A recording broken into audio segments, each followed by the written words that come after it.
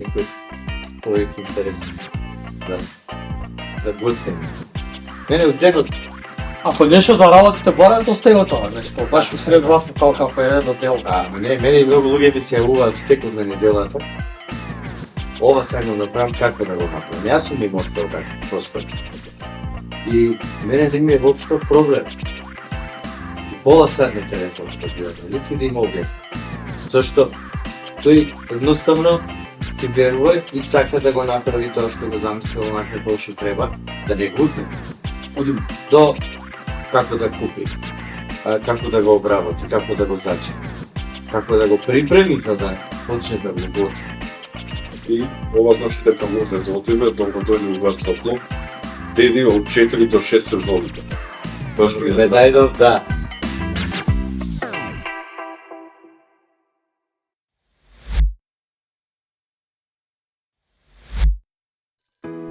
Оваа епизода е поддржана од Тонери МК. Едноставно решение за вашиот принтер. Одлична идеја за еден Microsoft подкаст. Гледав минатите подкасти, истински се набавна и драго е што сум. Точно и да го дојде. Се знаеме доста време уште од Времето на информација, првата доверна се вечера за градот Скопје, така е надихнат. задна капија на нова Да. на новите седмиците. Па, тоа беше првата сендвичара во градот каде што немаше хамбургер и чикен. Колку години имаше тоа?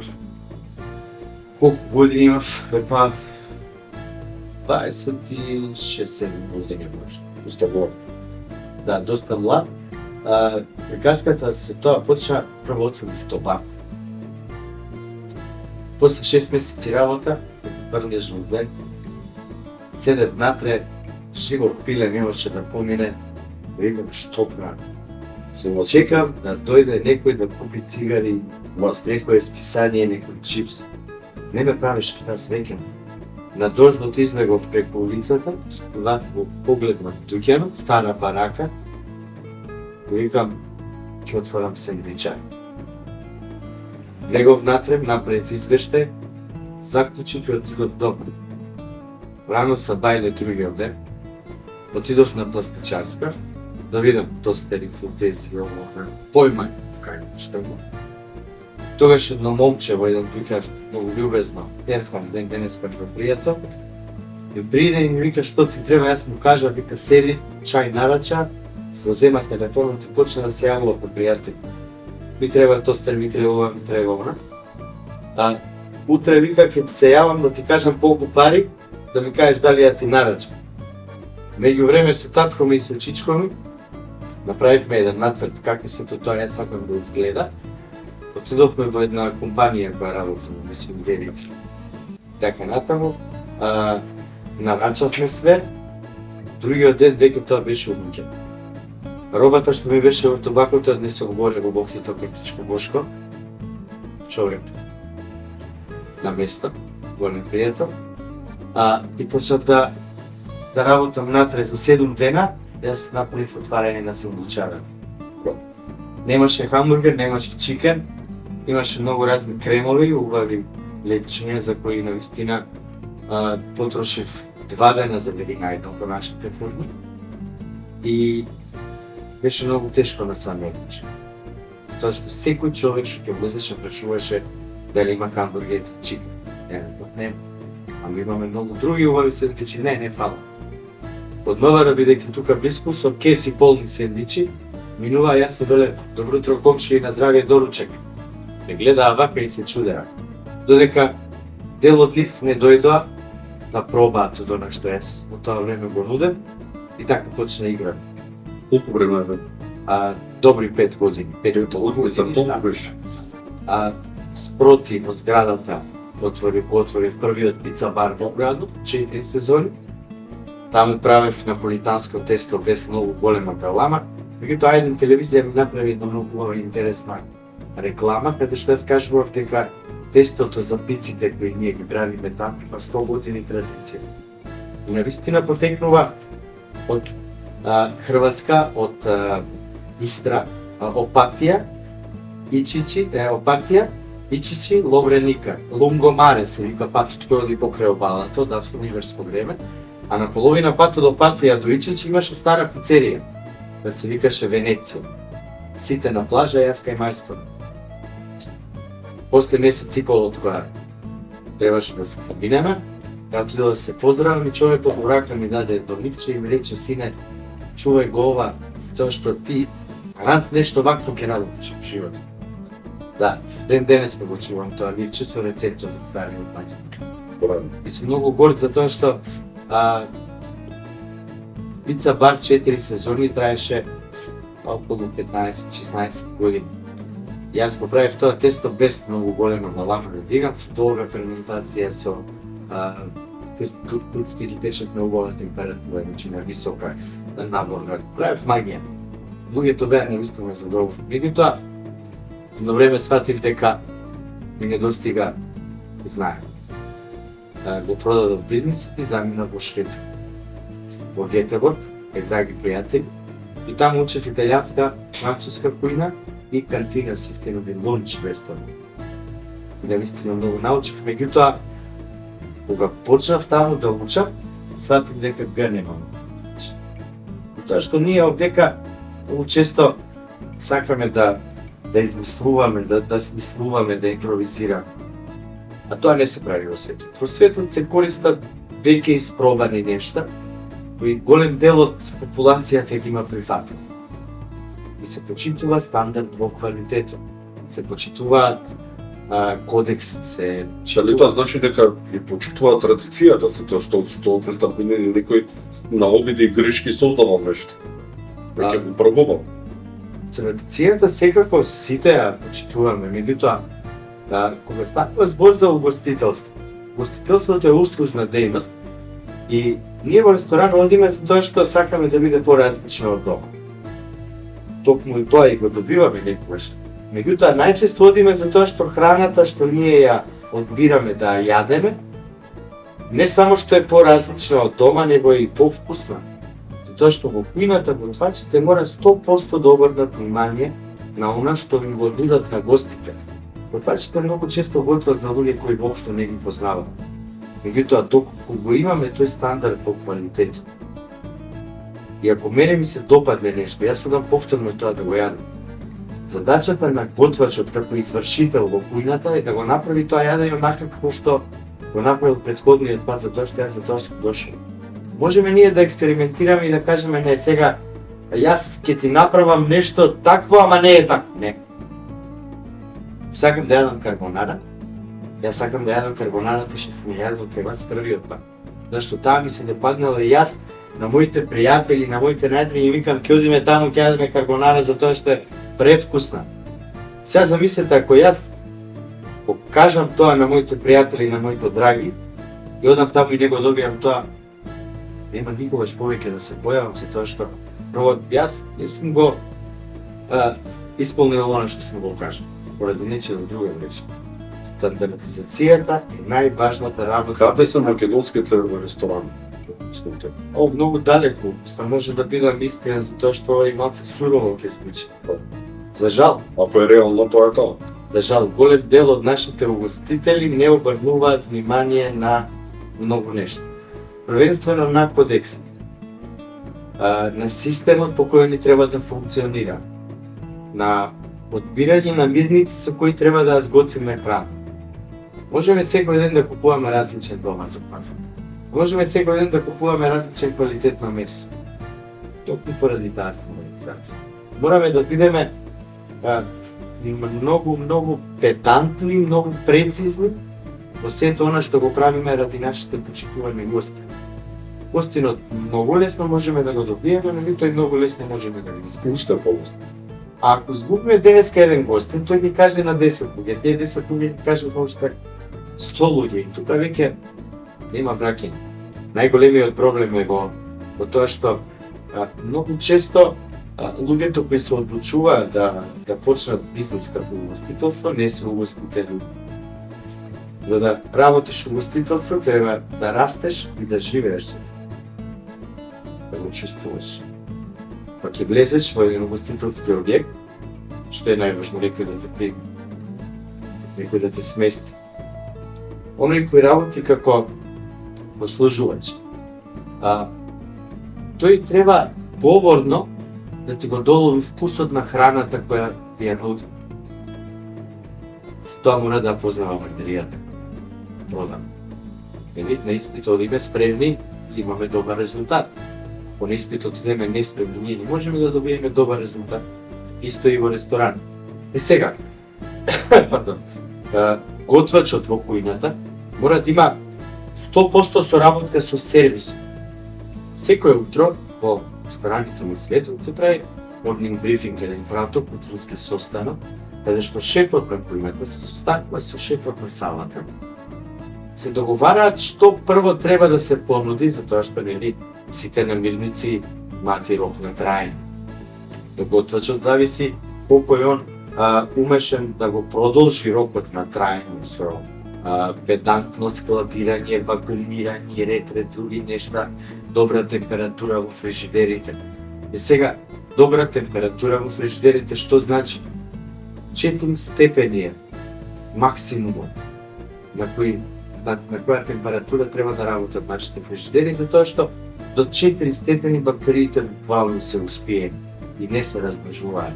Од 4 степени нагоре почнуваат да се размножуваат, најкритична точка е 75, а веќе на 80 пастеризација тие почнуваат да умираат. Те ако оставиш на 4 и го отвориш 270 пати фрижидерот, нема да биде 4. Нигде. Ако фрижидерот е уредно наместен и сите намирници се спакувани онака како што треба, немаме проблем, затоа што во еден фрижидер можеме ние да ставиме 2 пати повеќе намирници од тоа што можеме да ставиме на светот. Тука е проблем. Не може во една кујна 4x4 надвор 300 седишта да биде се во ред. Никогаш нема да биде во ред, затоа што таму нема простор каде да ги сместиме ние намирниците кои се потребни да ги услужиме тие 300-400 персони.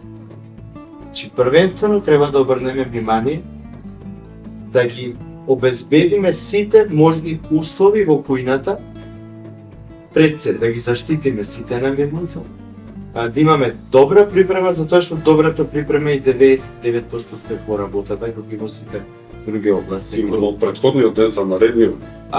Да, денеска се спрема све за утре. Јас утре кога ќе сабајле, кога ќе дојам на работа, правам една провера. Што значи тоа? Има лист кај што пишува готвачот што заврши тоа смена, ми пишува што све треба ја да спремам и што све имам во фрижидерот. Меѓутоа, јас вадам све од фрижидерите, бришам кондензација и нечистотија ако има, од поголем во помал контењер префрлам се што имам, ќе обелешувам дата кој го направил. Старото иде назад, новото иде напред.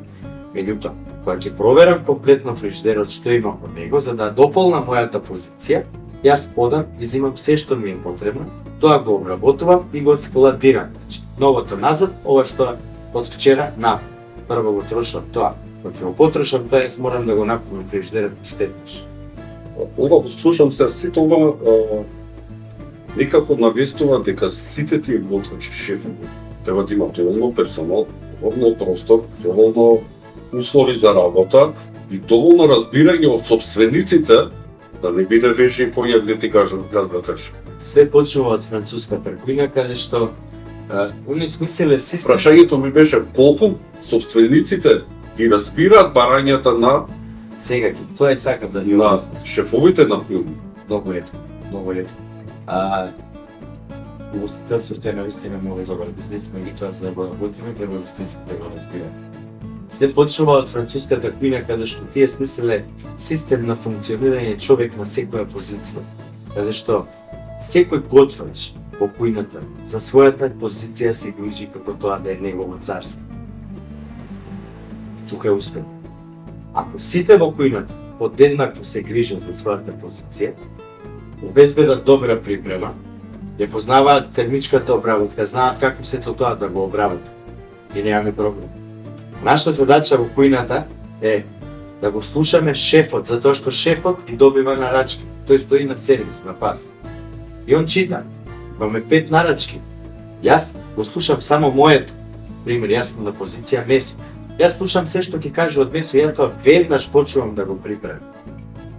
Кога секој ќе го направи тоа во кујната, шефот во исто време носиме се што е спремено за една нарачка.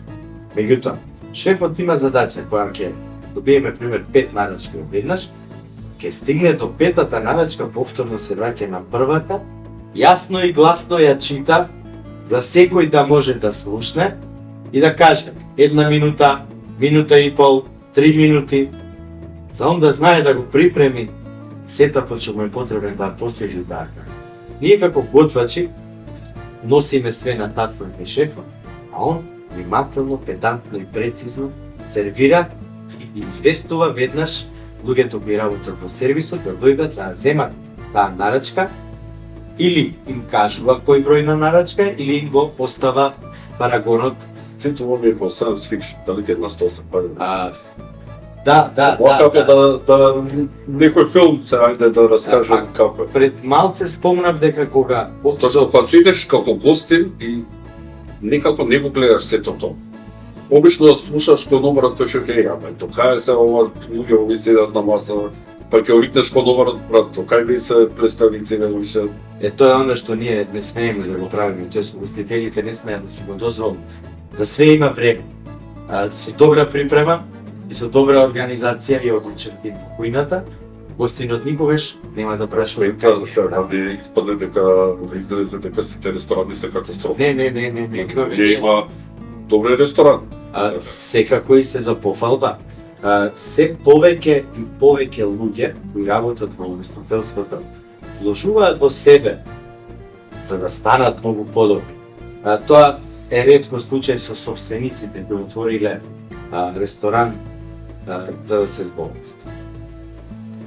Не смееме да дозволиме неугостители да работат во угостителство, затоа што така не само не можеме ни да забраниме, меѓутоа, гледај, ако веќе не си угостител, а сакаш да работиш во угостителство, Треба се едуцираш.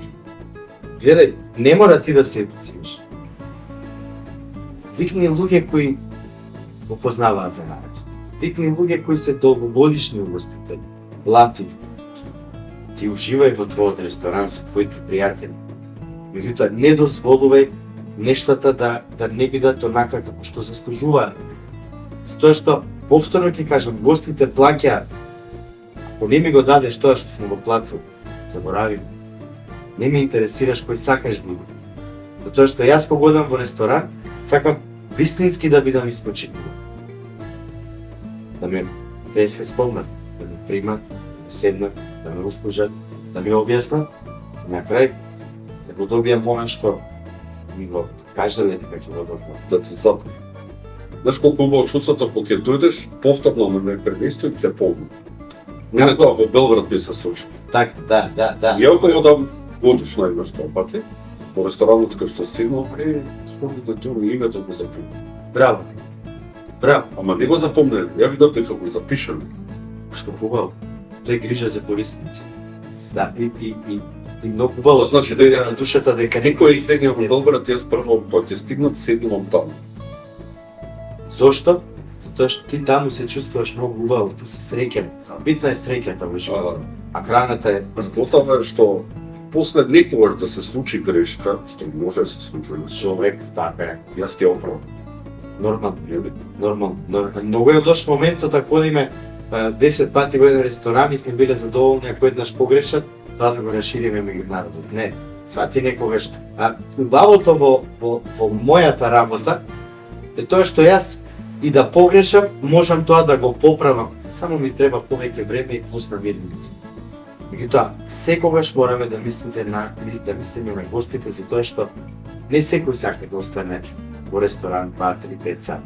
Некој сака да дојде, да јаде и да се оди, затоа што толку му е времето. Ние мора да мислиме на сите. За жал, ние немаме многу Шведска што работиш во Битта? Шведска. Само се те враќам. Нема врска. Шведска, интересна земја. На секој би му препорачал да ја посети, затоа што навистина на лице се.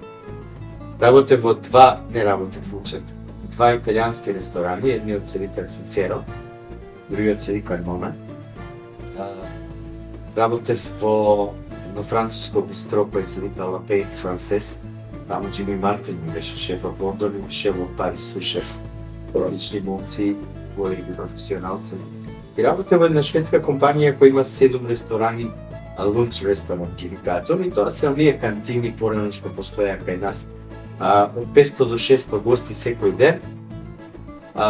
Имаат избор на месо, риба, вегетаријанско, 30 салати, 20 различни лепови. Само услужување, не бре. Да, има на линија, баш она како менза. Па се уште има за Европата.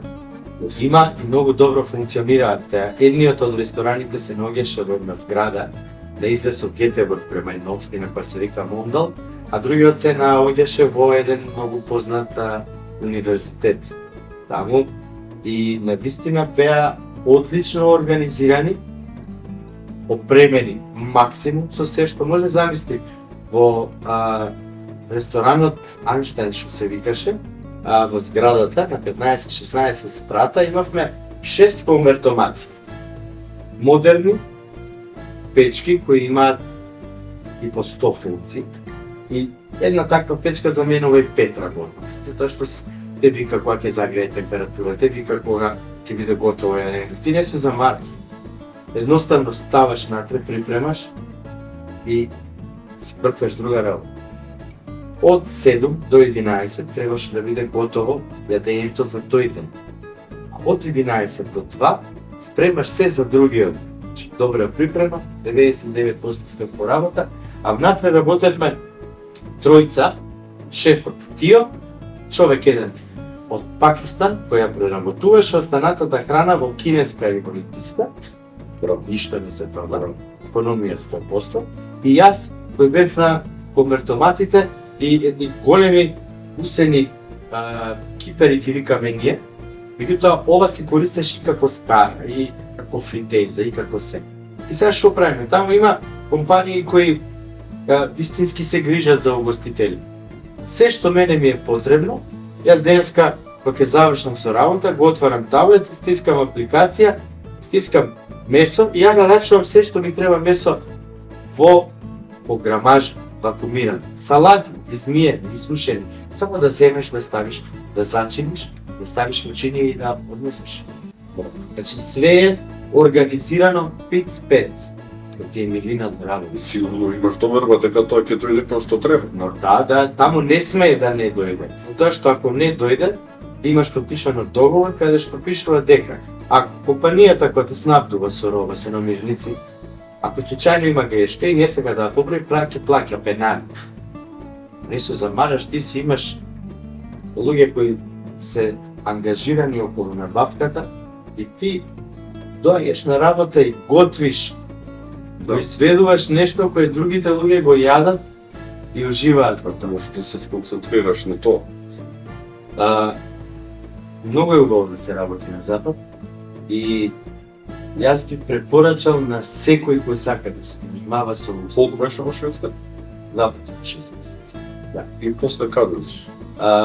После тоа се вратив тука. Ме викна во Струмица, во Луна парк, на еден хотел во паркот во Струмица, за мене најубавиот платформа како било. Таму бив 6 месеци, старав една сезона со странците, они ги викаат сите оние гастробајтери кои доаѓаат. И Струмица навистина живе и е полна со енергија, со џагор, затоа што многу луѓе има, исто како во Охридец, посред сезона. А од Струмица заминав за Аусбург, да учам баварска кој традиционална, затоа што баварците се магични. После италијанска, француска, японска. Да. Затоа што германците, посебно во оние кои живеат во Баварија, многу јадат свинско месо. И од свињата користат се, па дури прават животни за сладкенство. И замисли, секое мало село во Баварија има свинјарска фарма, има рибник со крап и со пастел.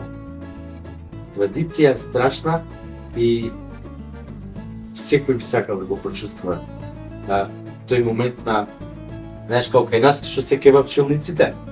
Таму не се јадат кебаби, таму се јаде прустен швајне братен, тоа е печено ребро со кожа од озгора, 16 сати се готви. Тоа се чува Што се го пише? во конвертомат. Да, на немска температура на 80 степени. А од кога ќе се сготви, после тие 16 сати, 16 часа ред. 16 сати, да. Знаеш што се случува со протеините, со маслативе? Колаген нема ни крв. Не треба да има ништо, да се бара вкус. И сега за да биде крцкав, они го чуваат во посебни термоси на 90 степени, нешто не треба да има нито една капка вода, за да не се навлежи кожата, да остане таква крцкава. Много интересно. Пред печењето. Не, после печењето. После 17 сата, 16 часа јас тоа ќе го печам во домат на 80 степени. Јас го оставам месото во конвертоматот, меѓутоа вадам едно парче од реброто и го ставам во посебен термос, што има 90 степени. Горниот дел е крустен братен, а во долниот дел е швајне аксен, нивните познати потковиници. Сега што се случува? Германците, ресторанот се викаше Калбер Хале, се наоѓа многу близко до центарот на Аусбург и било порано кланица за зајци.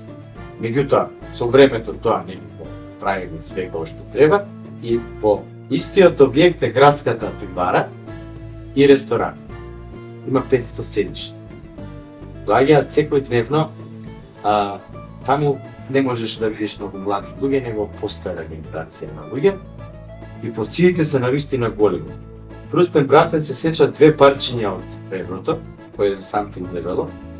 Се става Бlau Krauf, тоа е онаа нивна позната ферментирана црна газелга со зачини, која вистински ја ферментираат. Картофен кнудел, тоа се кнедли од помпир и сос од свинско месо. И они сето тоа го јадат со сласт, 70, 80, дури и 90 години. А коленицата, швајне аксен, сечат на половина и истиот начин да сечат. Многу јадат, многу сакаат свинско месо и е вистинско задоволство да се научи нивната влогонца. Не знам како да го објаснам тоа, меѓутоа јас вистински уживам. Имав уште една можност во Германија, додам да специализирам кетеринг за компании и свадби. дали ова значи дека германската ти е најомилена? Јас сакам вкусна храна, сакам добро избалансирана храна. Да, вистински уживам во добро обработено текуче. Парче месо некој такво, посебно во ребро. Не сакам суви меса, бифтек. Не сакам да јадам бифтек. Сакам да јадам нешто што е шарено. Но и маснотија да има и протеини и така натаму. Тоа што така мене ми се. Уживам вистински во месо. Сакам и добра салата, меѓутоа кога го бирал, јас берам месо. Затоа со цела страст говорам за германската кујна, посебно за баварската. Во Швабак бев кај наш македонец Горан, мој драг пријател. Он има ресторан, кетеринг служба и вистински ги почитува сите правила неј. Многу е почитува, многу е баран, кај него научив наистина многу. Има доста македонци шефови внатре. Уште се Има. Вистина, да. Има. Тука е Бело, исто кој е магионичар, јас го велам. Кажува, кој работи ли модерна кујна, е главниот говорен во убав хотел. Тука е и Бакшот Куманово, има многу сега не сакам да испуштам некој, меѓутоа секако со гордост и со задоволство комуницирам со нив и ми е драго што ми се Чекај, имаме прилика некојаш да ги посетиме. Па да, меѓутоа, знаеш како, ајде, они секогаш доаѓаат. Кога ќе дојдат, јас ќе предложам да и ќе огледаат подкастот и ќе им кажам дека се добре дојдени, затоа што они навистина имаат што да кажат. Навистина, еве и Горан Младеновски работи турбо, кај него отидоа многу наши готвачи, наши пријатели и така натаму. И кога ќе се вратиме од таму, ние навистина сме побогати. Тоа е што можеме да видиме онаа разлика и да направиме разлика од тоа што се случува со гастрономијата кај нас и таму. Таму и традицијата ја почитуваат 100%. Овде кај нас, да, јас сакам да јадам кебаб. Меѓутоа, што правиме со моментот во нашите стари познати кебапчилници, ништо се нема променето од пред 100 години. Како ти ќе објасниш македонската кулинарска традиција? Што е за тебе? Нашата традиција, имаме Имаме ли? ние многу белези му оставено кај нас, многу, посебно од турската. Меѓутоа традицијата кај нас каква била? Многу рано наутро луѓето оделе на поле. На пладне, најмладата невеста се враќала во домот, во грдното ставала се што треба, правела вода и брашно, го затварала грднето, тесто, ставала во шкорето, додавала едно дрво, се баќала на полето.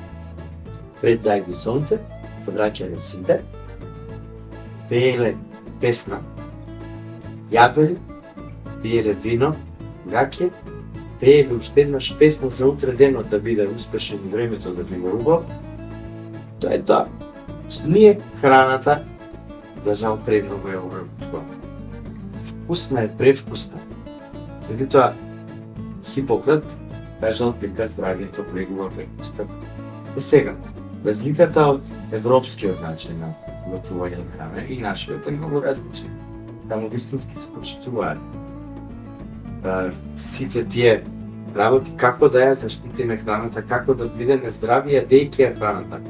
И оно што мене ми смета е што ние живееме за да јадеме. На доручек планираме што ќе имаме за ручек и вечер. Не мислиш дека во последниве години и деценија почнува нешто да се менуваат, затоа што гледаме поединци дома почнуваат малце поинаку да готват, да учат нешто, се обидуваат. Има едно многу различни трендови, меѓутоа ние сме научени да јадеме домат, краставица, кромит, лук, тиквица, модар, патлиџан. Не сме научени да јадеме човек. Сега, ние треба да го учиме организмот. Можеме ние да кажеме од денеска ќе јадеме само чие или ќе... А зашто ги јадеме чие? Со домати и со промет можеме да направиме. Тоа се само трендови. Многу поинтересно. Тоа се трендови кои ние ги гледаме во Kitchen или ги читаме во интернет и посекуваме тоа да го пробаме за тоа што тоа навистина е здраво. Меѓутоа ние за секој режим на исхрана треба прво да го спремиме организмот. Тој режим на исхрана треба да го држиме најмалку 9 месеци на нашиот организам да се навикне на тој режим. Спротивно све враќа. А јас велам вака, ако јадеме 5 кришки леб, треба да изедеме само една. Не 5. Затоа што не е здраво. Не е здраво лебот, посебно во ова време во кое што живееме, е препол со квасец, со адитиви, со бои, со ароми и така натаму. Не знаеме што внесуваме. Најубаво е да се прави дома леб, меѓутоа сите немаме време. Нашите предци правеле леб со маја, а денеска саурдот... Дали на вистина нема? Еве ние многу пати сум се довел дома во ситуација да направам. Еве вака, Томчо Арсов во Словенија, наш Дека не е секогаш дека немаме време. Томчо Арсов, наш колега, македонец, кој живее во Словенија во Крај, за време на короната, бидејќи немаше што да правиме, 4 месеци испитував како да направам добар саурдот или лепо кисело тесто. Он ме водеше, тој што е мајстор човек. Прво треба да направиш маја. Ние правевме маја од јаболка. Маја јаболкото го ставаме, го рендаме, малце шекер, вода и го ставаме до 7 дена тоа да почне да ферментира. Потоа го твојуваме од течноста. Почнуваме да ја храниме. 30 мл вода, 30 грама брашно. Тоа така секој ден додека не ја постигнеме одредената грамажа што ни е потребна да направиме еден леб, а тој од 15 до 20% од количеството на брашното и така. А што се случува? Се ти го замесуваш брашното, правиш тесто, во него има 75% хидратација, што значи на 1 килограм брашно има 750 мл вода. Тоа не можеш да го месиш, мора да го ламинираш, да го растекнуваш. Се прави ламинација за 10 сати, 8 пати. После тоа, 16 сати треба да има ладна ферментација во фрижидер. После тоа треба да го печеш 250 па 220 па 200 па на крај на 180 да го завршиш. Имаме ли го? За тоа може немаме, ама едноставно сигурно има начин. Тоа е здрав леб. Затоа што кога го јадеме ние тој леб со 75% хидратација, тој се топи во уста. А таков има ли на пазар? Имаме, да, меѓутоа е доста скап.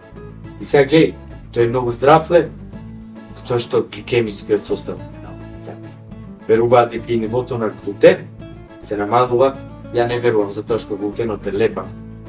Меѓутоа еве 10 пати е поздрав од овој обичниот леб. Значи, ние имаме можност, имаме традиција. Жал, ние не ја почитуваме наша традиција. Ние измислуваме баби и жаби, а оно што го имаме го забораваме. Ја сум многу луд на многу угостители. Замисли идеме во угостителски објект, традиционален, и од мене ми дава нешто измислил со ова, со она, вакво, такво, некој хумус. Бате, сакам парче гравче да јадам. Право тавче гравче. Сакам да јадам убав домашен колбас луканет со парчиња месо. Сакам да јадам белено месо кое ти си го правил 5 дена, во кое има 3 типа на месо, правилно. 50% јунешко, 30% свинско и 20% јагнешко. Не ми измислува некој бургер кој не знаеш да го направиш. Затоа што сакаш поевтино да проидеш, а поскапо да го продадеш. Се знае што значи американски пир. Ружа од бутот и бубрежна лој. Зашто? Затоа што бубрежната лој е маснотија која многу брзо се топи. А бургерот се пече на јака температура за да остане сочен и убав. Иначе говецкото месо, ако го печеме повеќе од тоа што му е доволно, па нема да може да го изчвакаме, ќе биде гумен. Све си има свое. Бриош, немој да ме измислуваш лепче со суса. Повеќе продаваш бургер, направи ми оригинал бриош. Не е проблем, имаме све тука. Што ни е потребно за тој бриош. Знаењето на луѓето е на многу ниско ниво. Ако јас видам на интернет како се прави бургер, не можам со тоа да направам бизнес. Ева, додам да научам да видам луѓе кои го работат тоа. Како го прават, зошто го прават, да испитам буквално све од почетокот до крајот. Да знам што се може да ми се случи додека го правам место, да знам температурата на која треба да го обработувам месото, да знам колку треба тоа да биде, дали еднаш или два пати сомелено, да знам која гранулација да биде. Све, да знам рап, зачин да направам за тој бургер. Тоа што тоа нема сол. На зачини американците го викаат тоа рап, најмалце 7 зачини во комбинација со сол, гранули од за да повлезе плюс во сето. Све си има свое. Сега еве, пред некој ден бев во тајландски ресторан, така ете ми се пријаден. Ја добив манча некој. Не добив тајландска храна. Затоа што ја прави наш човек. Не, викни, бате, човек од Тајланд, плати го, обезбеди му смештај, дај му пола, направи го цар, знаеш тој што ќе? Ресторан. Ги почитува сите можни правила, што ги почитува и таму. Затоа што ние можеме све да обезбедиме се од нас. Дали ме разбираш? Ако нема кај нас, можеме да се јавиме кај тој што добавува од Грчка, да му кажам, мене, во текот на месецот ми треба толку и толку од тоа. Дали може да ми научиш? Да, може. Што на крај? Ништо не кошта. Затоа што математиката во угостителство 3:1, 33% иде за вработени, за држава, за решени така. 33% иде за нагледници, 33% останува за собственикот на бизнесот. Меѓутоа и цената треба да биде 3:1. Ако јас ова го купам 100 денар, продажна цена треба да биде 300. Сега, кај нас прво нема реални цени на многу нешта. Еве ќе го земеме бифтек преку нешто најпрочитувано. Многу е скап. Колку треба ние да го продадеме?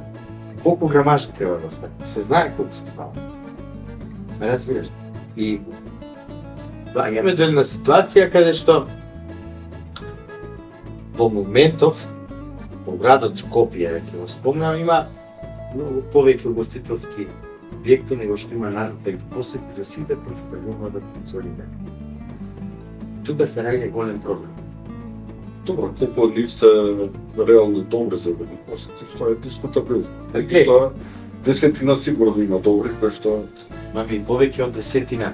Ја баш сега со учениците бевме во посета на Белиста. Да видат како навистина треба да функционира еден објект. Дошетак би го магацин, секде. Имаме ученици во хотелнериот, каде што многу интересна приказка. Компанија која има 6800 хотели силом светот, 30 хотелски бренда, каде што и Ритц Карлтон која има една става пријатството, спаѓа под нивот. Бидејќи ние немаме тука стручни лица да го работиме тоа по нивните правила, мериот во Скопје го зема менаџментот. Или постојат повеќе франшизи, они одбира франшиза каде што го одбира менаџментот, тие луѓе што ги донесува се долгогодишни работници, докажани во мериот, и они всушност имаат за задача да ги научат нашите како треба. Таму навистина се почитуваат од нас. Е одлично место каде што едно дете кое решило да се занимава со угостителство во животот, стартува од таму. Тоа што тој буквално ќе научи како треба, не само во кујната, сите останати позиции.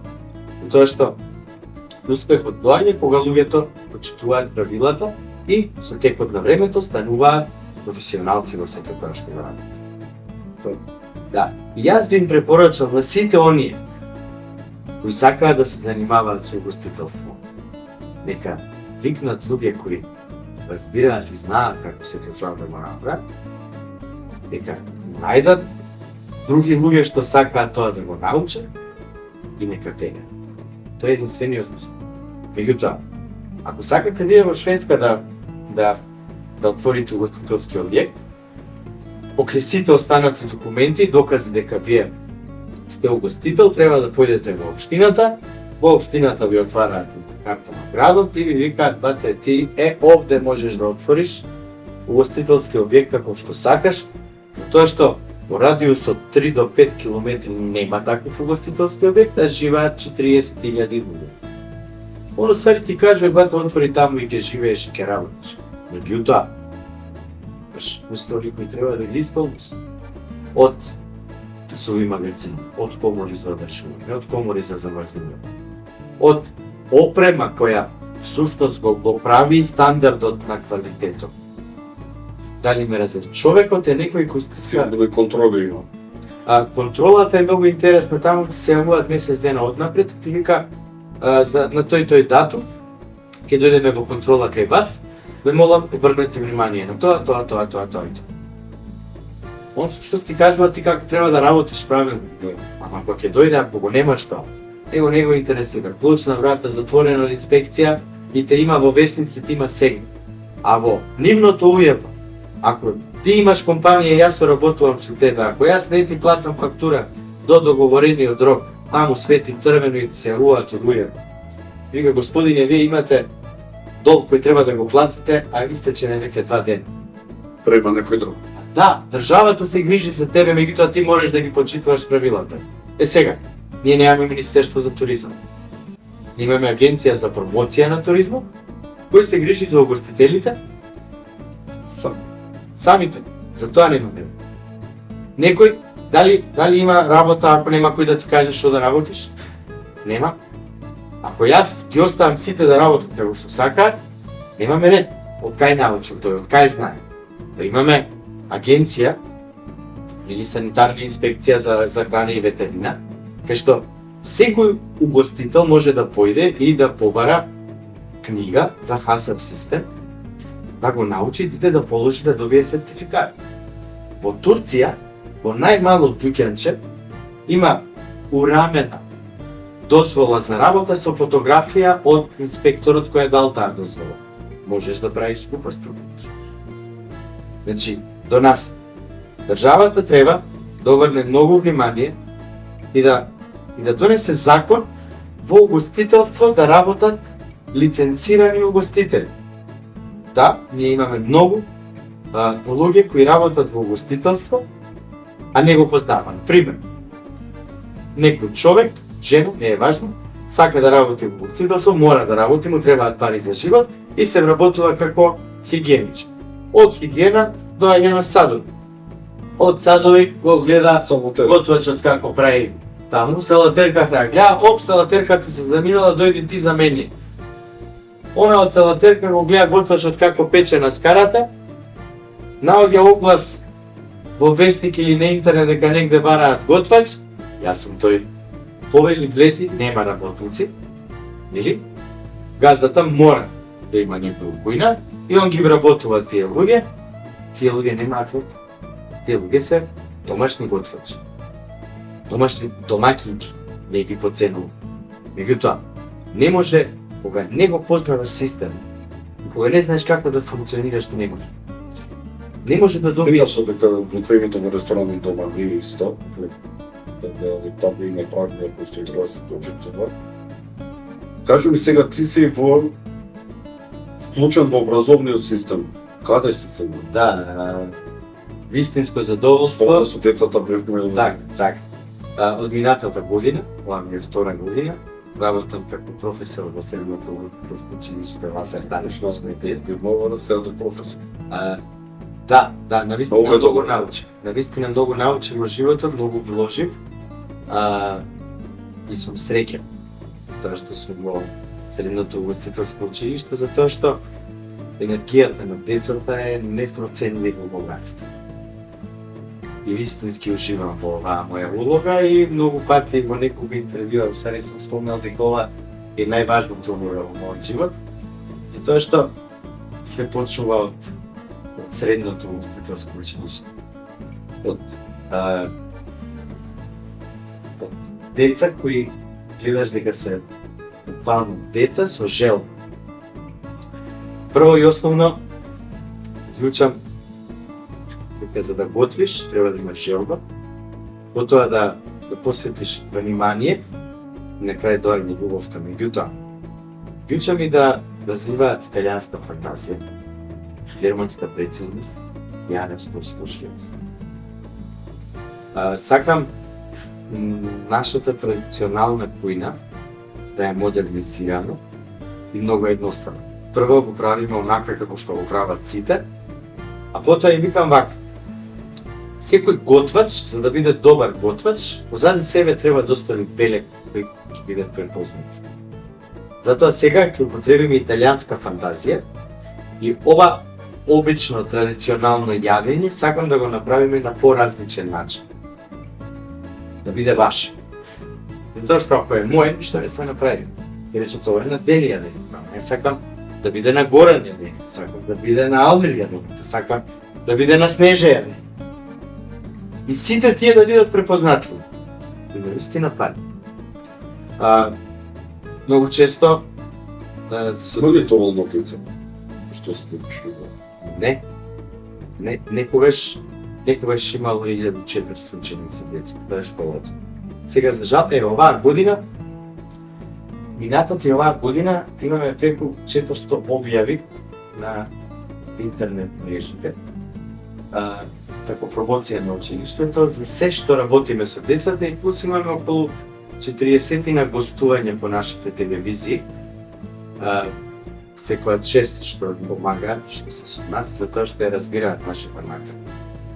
Нас ни требаат минимум 1000 деца, за да ги задоволиме потребите на нашите угостители. Меѓутоа, угостителите ни нема нито. Знаат да се јават и да кажат, дајте ве деца, сега ние ќе им пуштиме деца, абе овие со 2 леви раце сте ми ги пустили. Бате, не. Ако си ти угостител, и ако разбираш дека тоа е само дете, ти треба да го земеш, да го моделираш според твоите потреби, да му влееш љубов, да го почитуваш 100%. Не може тоа дете да љуби само помпли. Не може тоа дете да мие само сади. Не може тоа дете со една потврда во текот на неделата да биде искористено за 500 денари секој ден да му доаѓа и да му работи, да му заменува работа. треба да сватат дека треба да дојдат во училиштето, треба да се да прашаат дали овие деца имаат све што им е потребно за да научат во училиштето. Бидејќи во училиштето ние можеме да им ја дадеме основата, да ги научиме што е гастрономија, да ги научиме што се кодекси кои мораат да ги прочитуваат. Имаме навистина стручни професори. Имаме навистина професори кои работат и по 30 години таму, се познаваат вистински работачи. Меѓутоа, за да го научам јас тоа дете како треба да истражира една кокошка, да подели на дело. Јас треба да имам кокошка за секое дете. Не една кокошка за 20 дете. лаптоп за секој дете. Па, Да се кокошка за секој дете. Да, ама баш буквално така пријателче мој. А имате ли кокошка? Немаме, затоа општеството треба Толку ли не може кокошка се? Па, општеството треба да се погрижи малце повеќе за нечиските училишта. Може ли една држава да функционира без занет? Не може. Па, пред 15 години имаше реклама, ајде сите на факултет. И, кај си тука училиштата? Че, за нечиските училишта мора да имаат 100% комуникација со државата и државата 100% да се грижи за нив, ако сака од таму да излезе добар кадар. Сега, треба да воспостави закони меѓу угостителите. Да ги исполнат условите за работа. Не насмееш, кокошка за Па секој. да, оригинал. Оригинал. Оригиналната кампања, кокошка за секој дете. Па имаме ние пријатели, знаеш, понекогаш ни помага. Еве Везе Шари ќе ги спомнам. Ај сега да не правиме реклама. Меѓутоа, нема везе. тоа се компании кои разбираат. Секој што вреди треба да се пуфа. Да, сега можеме ние постојано да Да. бараме помош, па не сме ние, не знам како да кажем. Значи некој што треба да моли за да направи кадар, треба да ни обезбеди. А школата има вистина многу добри планови за игла. Каде е средното, каде беше, а каде е сега? Беше Каде мислиш дека ќе биде тоа училиште? Што треба за да биде навистина тоа? многу треба. Многу треба. Прво кабинетите во кои што ние работиме се 30 години стари. Имате ли кој Имаме да добри кабинети, имаме и за послушување, имаме и за готварство, имаме и за пекарство, имаме и за сладкарство, за се, меѓутоа немаме со што. Замисли, еве, не знам колку е буџетот, ја не се мешам во тие работи. Меѓутоа, сакам кокошка за секое дете. Сакам секое дете да може да направи десерт пред него. Ако работам ако имам сакам да сготвам нешто од свиња, од јагне, од јаре, од говедо, од јук. Сакам да го имам тука. Сакам да му покажам како се отвојува месото од коските, коските од месото. Кога работам со риба, сакам да имам риба, да можам да му покажам на убаво парче риба што се може да направи. Да Треба да биде нормално. Исто како да учи механичар за кола, а да нема кола. А да нема кола. Баш тоа. Мора општеството малце повеќе да обрне внимание на занаетчески институции. Да, и јас се надевам дека се повеќе и повеќе се бараат угостители. Се повеќе и повеќе луѓе се заминуваат како угостители. Меѓутоа тие се враќаат делотно. Затоа што замисли, хрватската влада на угостителите кои функционираат во Хрватска преку зимата им дава субвенции од 1000 евра за сите оние вработени луѓе кои не се во Европска унија работат. Им дава и дозајмици. И тие доаѓаат тука 1000 евра и гаат месечно, треба тој да работи и да се малтретира во никакви услови. Не. Едва е чека да дојде март или април. Пак да се замине горе, затоа што со 5-6 месеци он живее цела година. Обезбедува убава детска соба за своји деца. Обезбедува се што му е потребно. Овде не може да се работи. Овде едно време направивме некоја асоциација кои се боревме за правата на угостителските работници и правевме семинари из Македонија. Мајко мој баш. Од 30 луѓе примат на семинарот, Семинар 28 за човек, да, за за човекови права, за работнички права и Ага. така натаму. Од 30 луѓе 29 не знаат дека постојат работнички права, затоа што се изманипулирани, затоа што се искористени, затоа што се неплатени и живеат во страх дека ќе бидат избркани. Работат во голем дел од нивната мизерност. Уште лупат компери на рака. Измислил некој машина. Замисли. Машина за зеленчук, за салата. Кошта 800 евра. Еден работник кошта во моментов 30.000 денари. Двајца работници се 60.000 денари плюс 40% ми донесе за нив. Плаќаш значи еден куп пари. И ти ги мачиш луѓето и жените да лупат цел ден една машината е 800 евра. А замисли тие две жени да имаат две машини, колку повеќе они ќе може да обработат и да донесат стандард во квалитет. Ма луѓето не размислуваат. Еден комертомат е 5.000, 7.000, 10.000, зависи што ќе одбереш. Тој може да стасува, може да готви на пареја, може да пече, може да го оставам цела ноќ да ми работи, да не троши. Може да дими месо, све што сака може да направи. А зашто уште да готвам на тие стари печки каде што левата страна воопшто не ни пече, па морам да вртам флекот кој е пол внатри, да се изгорам и така натаму. Ризик на работно место, не? Заштита на работно место, се етки шус, униформи, каде се? Каде се? Јас кога ќе влезам во некој ресторан, кога ќе го видам келнерот како изгледа, мене све ми е јасно што се случува таму.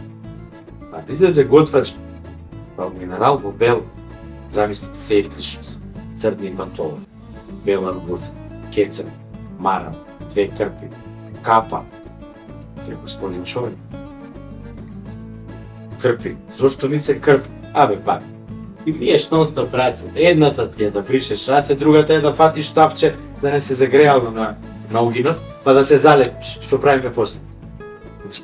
После ќе идеш на дерматолог. А, нормално, и колку пари ќе даеш, и колку ќе изгубиш за тоа што не можеш да работиш, и што ќе правиш ти како собственик без готвач, затоа што не си му дал услови за работа, а срамота е да се направи еден ресторан, навистина е многу скап.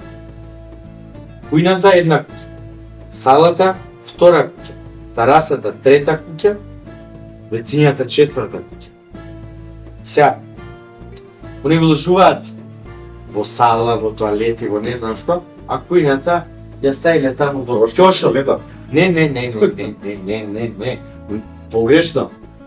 Прво се прави кујната. Не може архитект да ми направи мене распоред во кујна. Многу голема грешка, постојана.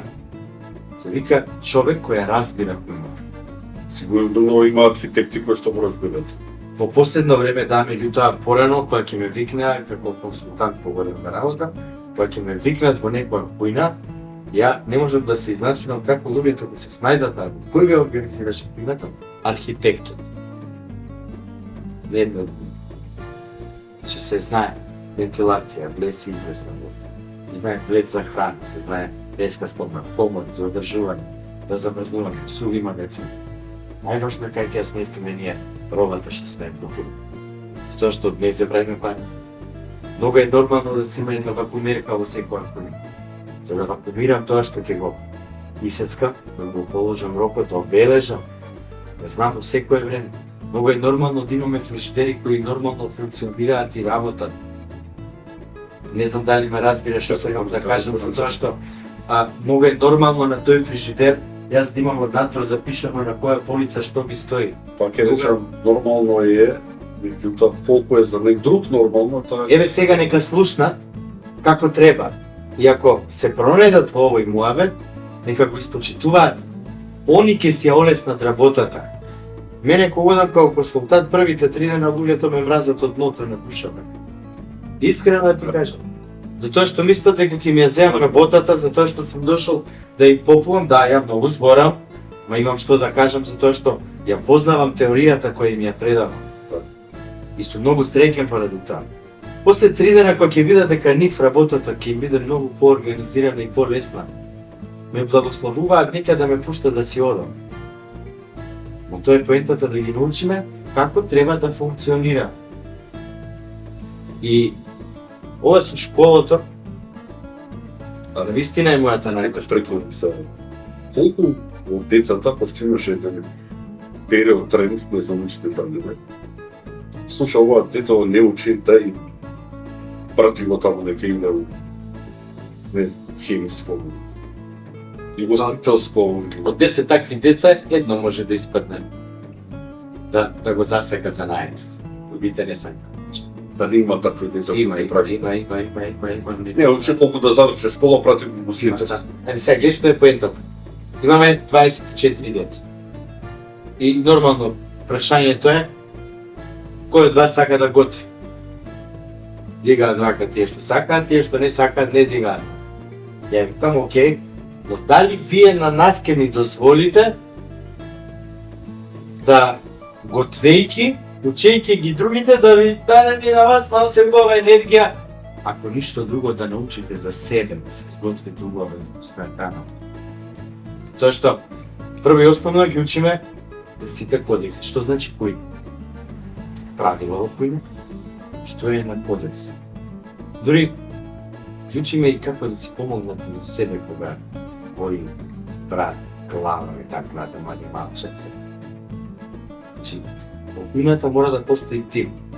Ки почитува сите можни правила, и таа кујна да напредува и да има стандард во квалитет, да биде успешно, биде почитуван. Откако ќе им ги покажеме и кажеме сите правила на игра, јас лично ги учам прво дека они се најважни во живот, дека 100% мора да се грижат за себе. А второ, ги учам да прават леп. Што е? Леп. Леп. Со приказката дека кај во свој светот, познаат да направат леп, никогаш нема да остане без парче леп.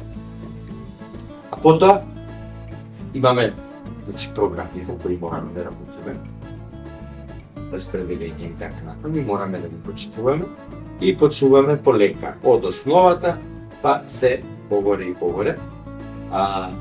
Оние кои не сакаат да работат, не сакаат да бидат готвачи, стануваат и едни од подобрите. Затоа што оние сваќаат поентата. Не е поентата јас таму на нив да им се брам многу голем професор или многу голем шеф или готвач, не. Напротив, јас колеги, секако, им даваме 100%. Ја сватат дека они не се сами извршени. Врбит се луѓе кои пред се треба да работат и да живеат. Јас во животот научив дека треба 8 сати да спиеме, 8 сати да работиме и 8 сати да живееме. Многу тешко може тоа да се постигне, или тоа сите треба да тежнееме под тоа. Затоа што не е убаво само да се работи, не е убаво да не бидеш работна. Или имаме фамилии, имаме пријатели. Готвачот, за жал, додека сите слават, тој работи. Јас имам пропуштено многу родендени, многу пријатели имам изгубено, затоа што ало, дени ќе дојдеш да се дружиме на работа су. Ало, дени ќе дојдеш да се дружиме на работа су. Третиот пада, шо му се јавуваш на работа? И обично готвачите многу често знаат да бидат многу несреќни луѓе. Затоа што не работат во добри услови, немаат поддршка од никого, изманипулирани. Прават нешто што ги усреќува сите. А они не се среќни. Не, ние во школа децата ги учиме како на вистина да го сакаат она што го работат, тоа да ги прави среќни. Иако мислам дека ако готвачот не е среќен, порцијата нема да ги. Држи тоа, меѓутоа почесто е рутина. Колку и да е рутина се осеќа. Се осеќа. Да, потребна е енергија. Многу голема енергија. Тоа што и ние работиме со свежи, со живи наметници. Многу често рибата што ја земаме жива. Сега, ти треба да убиеш. Треба да обработиш, треба да испечеш, треба да му даеш на некој да јаде. Него не го интересира. Он сака добро да јаде, да си плати да си оди. Што се случува таму, никого не интересира. Луѓето, посебно гостите овде на Балканот, општо храноловет на цел Балкан, воопшто не ги почитуваат готвачите или угостителскиот персонал. Прва работа е затоа што немаат гастрономска култура. Втора работа е и гостителскиот персонал кој работи во сервисот. Нема гастрономска култура, затоа што не може ти да дојде некој гостин да го поздравиш како да ти е прв братчет и да сте нашли негде на плажа. Второ, голем дел од угостителите кои работат во сервисот, за жал не ја познаваат метеријата која ја продаваат. Не можат да ми го доловат моментот кој мене ми е потребен. Говорно да ми го долови вкусот на нешто ќе го јадам. Визуално. Па да, значи на секој начин најголемиот продавач на светот е келнерот. Ама за жал нашите луѓе кои работат како услужувачи или келнери не го сваќаат тоа така. Многу често незадоволни од многу нешта па и од животот. Викам ја отидат боксови, каси. Гледат само како да те зафати. И гостинот и газда. Тоа не е работа. И тие луѓе многу брзо паѓаат и морат да променат професија затоа што едноставно 1, 2, 3, 4, 5 ресторани и веќе ги знаете. Имаме многу недостаток. Тоа се. Нема. Дали ти готвиш да? Со задоволство, јас сум фамилиарен човек, веќе 19 години имам 2 ќерки и најкаја и задоволство ми е да готвам. На работа сум до 2 до 3, доаѓам дома, пијам кафе, го прошетам куќето, амбулоботоро на миелова што е за тартуфи. Тартуфа е. Наоѓа до тартуф. Па ја 2 месеци ја вежбам, се уште не сум имал, имав некоја повреда на ногата и не сум баш сега за попланини. Да. Ама минува така да се надевам дека Што од намирниците тебе ти се омилени дома да ми стотинкуваш? Дома е сосема различно во мојот што го правиме до сега, затоа што дома мора да обрнеме внимание на оно што сакаат децата. Нормално, како и сите нас, има футер, има майонез, има кетчап, има сирење, има кашкавал, има шунка, има посебно. Тоа сака да јаде. Има, ја некогаш ќе готвам и по неколку часа, почитувајќи ги сите правила, и на крај има бљак. Душа ме жена ми ќе направи за пола сат манчичка некоја, ао, колко е добро. А само јадете ми. Направи ме така, шо.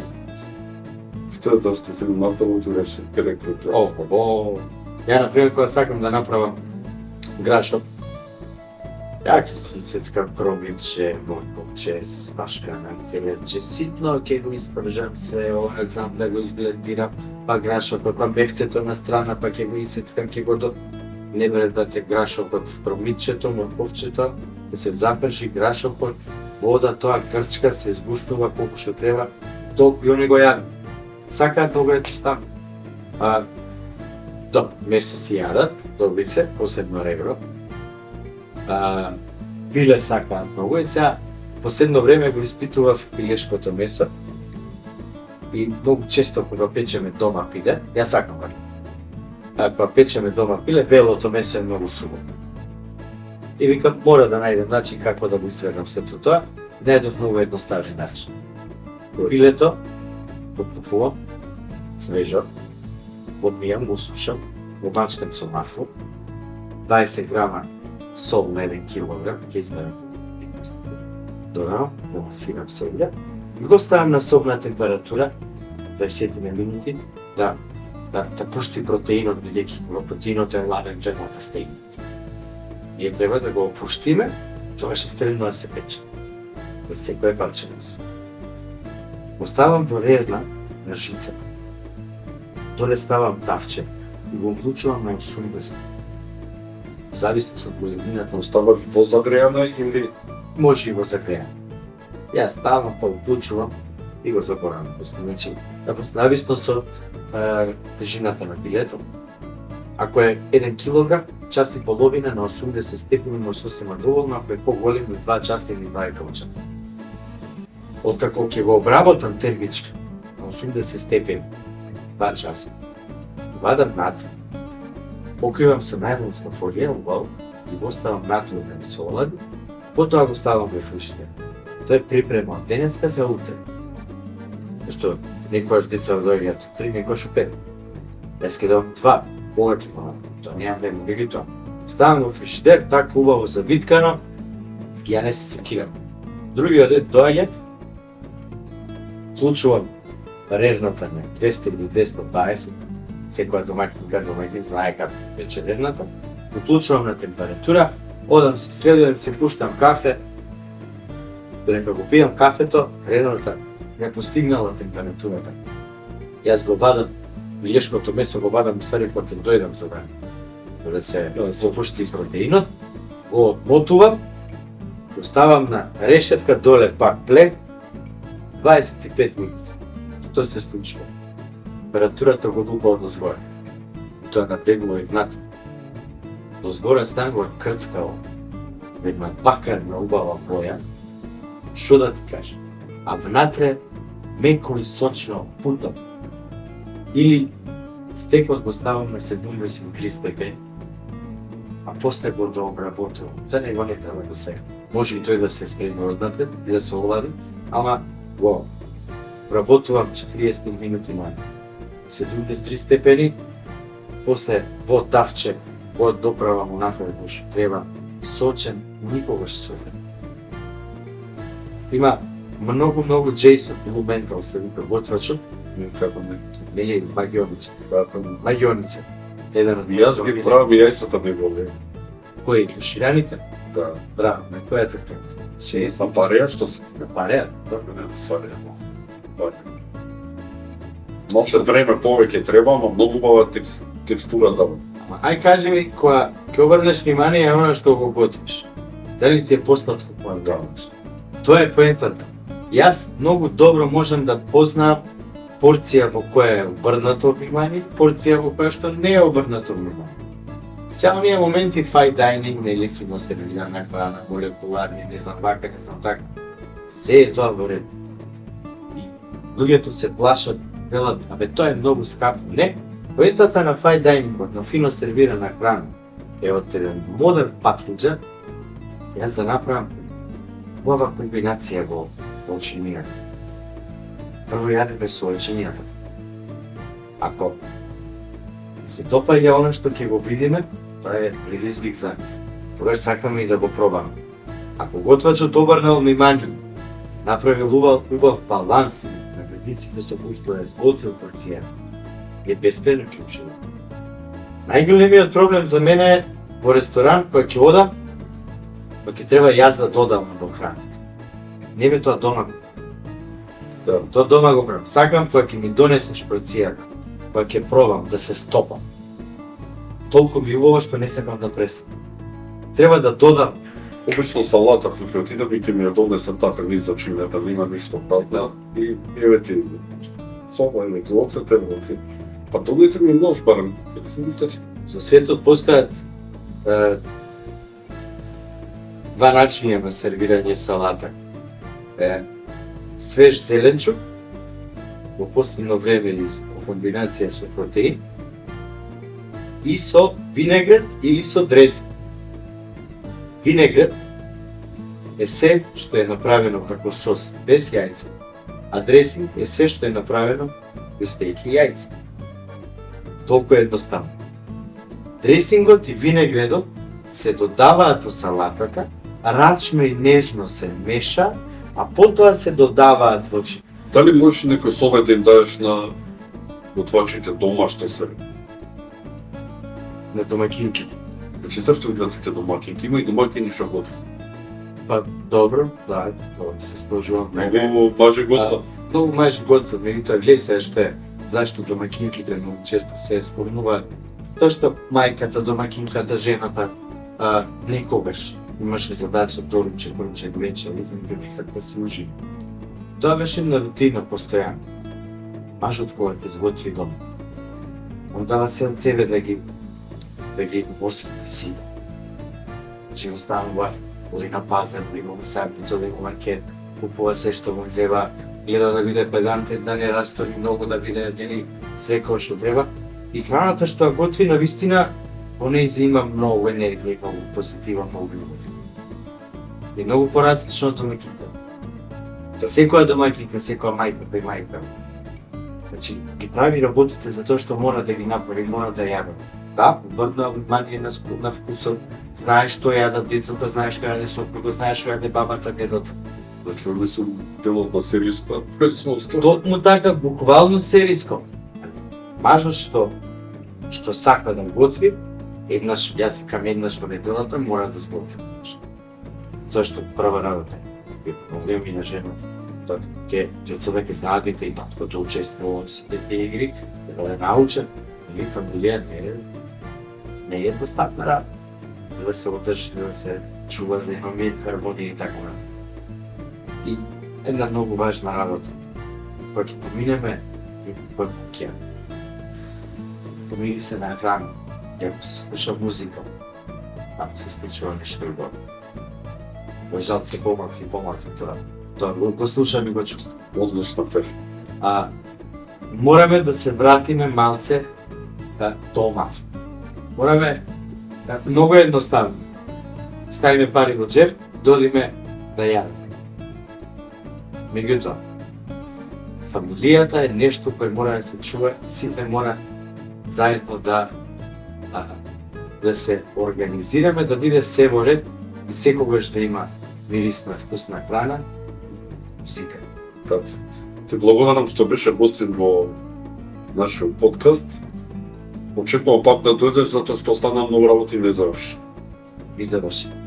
Многу ми е драго што го направивте овој подкаст и што ви текна одлична идеја. Многу мои колеги се надевам ќе бидат тука и кога сите оние што не слушаат гледаат, кога ќе слушнат сите нив заедно со мене како размислуваме во однос на гастрономијата, дека ќе им станат многу работи појасним и дека ќе знаат многу повеќе како да се описува, што да прават во ресторан и дома и секој што се готви во овој ресторан. Благодарам ви се.